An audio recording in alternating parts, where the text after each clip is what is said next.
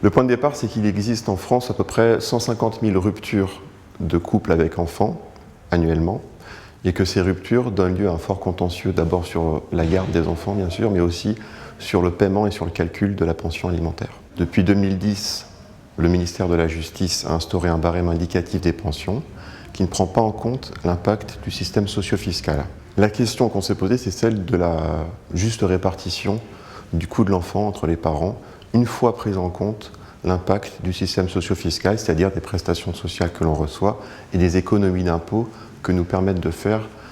la présence d'enfants, soit à notre domicile, soit du fait du paiement de la pension alimentaire. On a utilisé un outil de micro-simulation du système socio-fiscal, c'est un peu compliqué, ça s'appelle OpenFisca, c'est un outil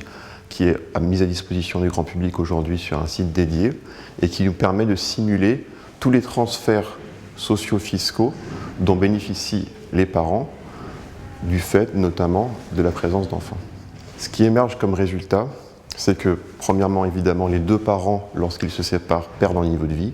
mais que le sacrifice de niveau de vie du parent non gardien, donc celui qui n'a pas la garde des enfants, est plus important que le sacrifice que consent le parent gardien. Voilà. La première proposition que l'on fait,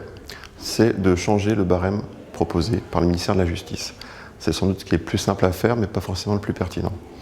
La deuxième proposition que l'on fait, c'est de faire en sorte que le système socio-fiscal prenne mieux en compte le coût pour le parent non gardien de son droit de visite et d'hébergement. Et enfin, la troisième proposition que l'on fait, c'est simplement de mettre à disposition du juge et des parties l'outil OpenFisca qui a été développé par France Stratégie.